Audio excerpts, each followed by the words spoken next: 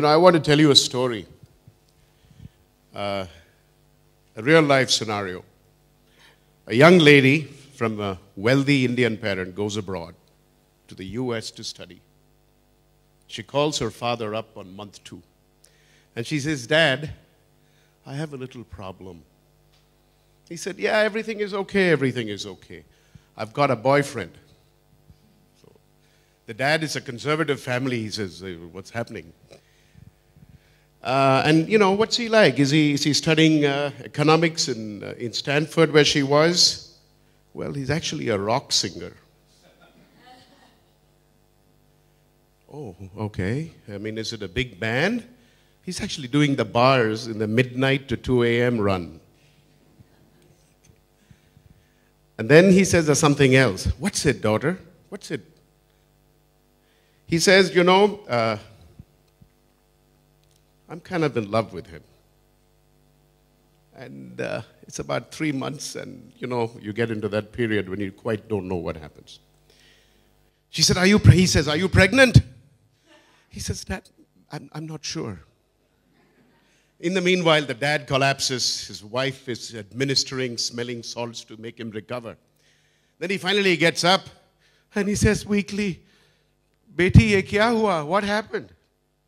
She said, "Dad, everything is all right. None of these things. I'm not pregnant." He's hallelujah. "And I'm not getting married to this guy, and I don't love him." Whoa! And then she says, "Actually, I failed in 3 classes, in 3 subjects." And he said, "Thank God." So taking off from this issue about needs, what you realize is we're so worried about the negatives that relief and happiness is not have something bad happen to us. So I totally resonate with pretty much all that's taken place in terms of all the different concepts, which are needs, restraints, and dreams, unfettered thinking. And it's what you do when you're a child. That's why children dream. A child is father of the man. But you take that one step forward, and let's look at dreams in the context of India. I spent my early years in India, London Business School, and IIT and London Business School, and then I went abroad. My father comes from a simple middle-class family, so I saw what it meant to have 1,000 rupees at home and worry about how I could afford a full trouser, which required at that time the princely sum of 70 rupees. But if you really look back, my first experience with Pepsi was not really about brand Pepsi, but was really about the farmers, because we had to create 80,000 tons of fruit and vegetable. And in creating 80,000 tons of fruit and vegetable, which would be processed, we really needed to understand how the farmer worked. And despite whatever Pepsi said about having technology, Pepsi had squat, nothing, nada, zip. But what happened, therefore, we had to create a knowledge about what Indian farmers were.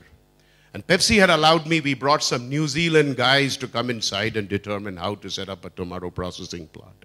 We bought a tractor which was 5 times the size of the biggest Mahindra tractor today. It clearly wasn't going to work because the farm lots in India were 1 acre.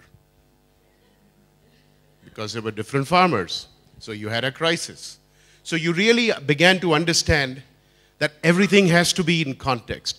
So whether it's that girl talking to his father or the farmer's vision of what works, it has to be in context. But a dream is without context.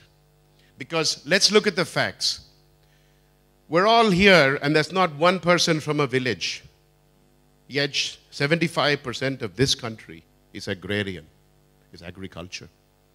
Their dreams. And it's not just about aspiring to go to the US or Boston. It's about the small things. And the real question you learn is, what's going to liberate them to dream? Because they're working when they're children, and they are working basically in their family enterprise, which is their 1 acre farm, which is the lowest cost agricultural producer in the world, because the cost of labor is free. It's the man, his wife, his mother-in-law perhaps. It gives him pleasure to make her work. And then the children. Now you look at it another way. Unless we cut or find a way of realizing some amount of growth in the rural areas, it is going to introduce greater inequality, and I'll tell you why.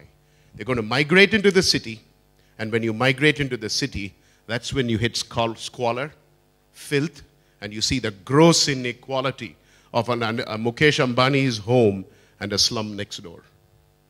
And I think that struck me, because life in the village has dignity. It may not have what you have, but it has dignity. And there's pride in it.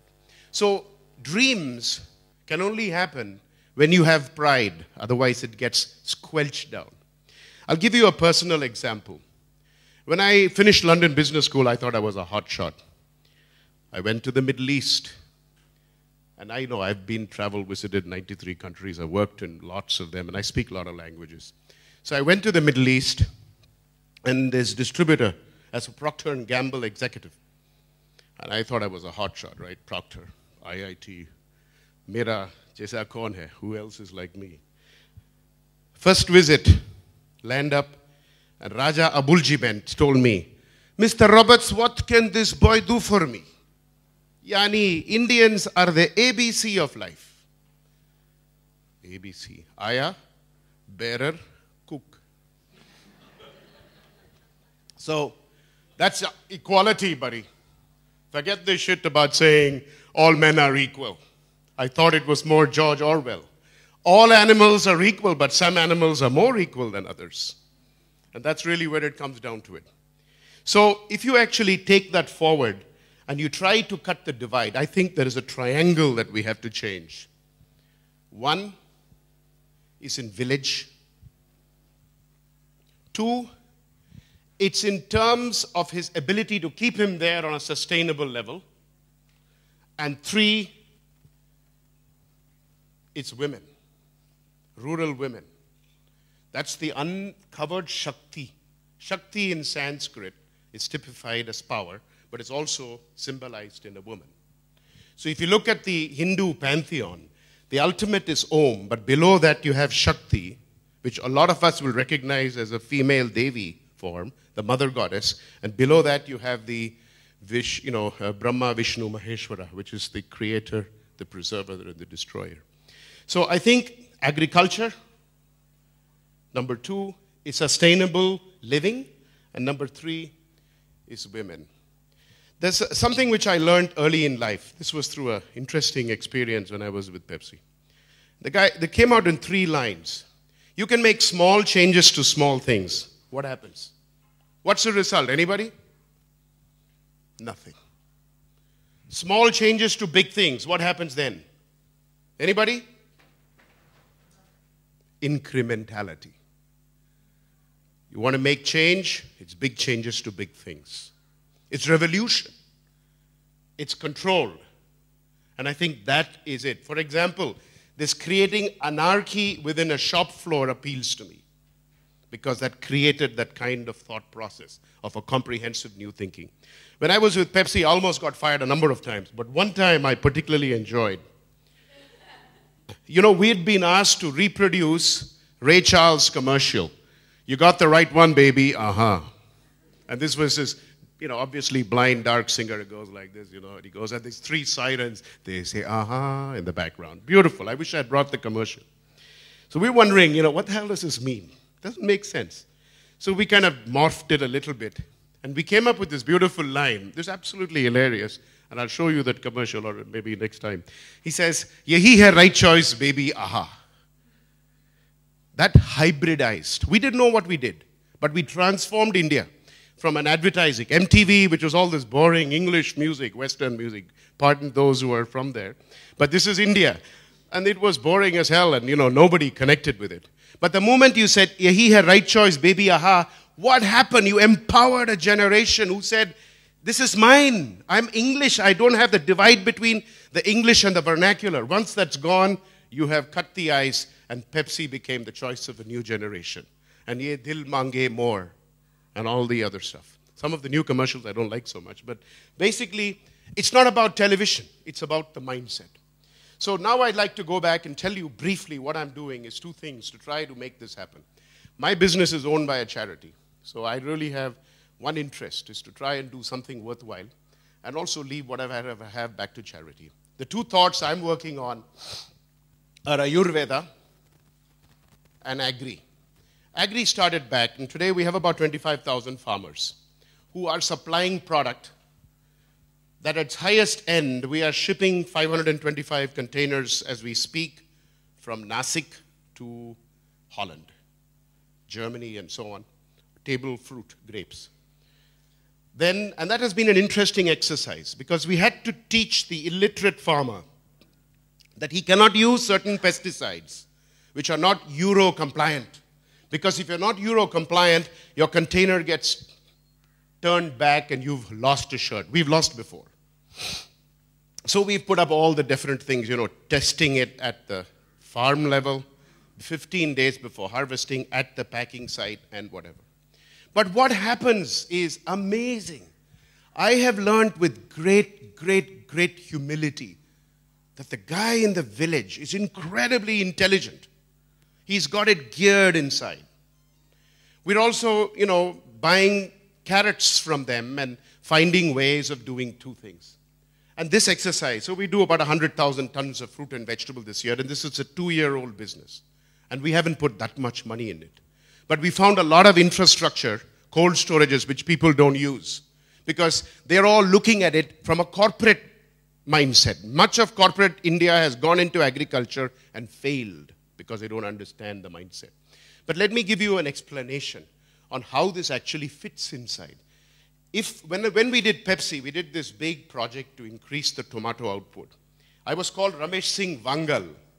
And the guys in the Punjab, the farmers, are a hearty lot. They love to drink, dance, and it was a great time. But you feel terrific connection. You feel it.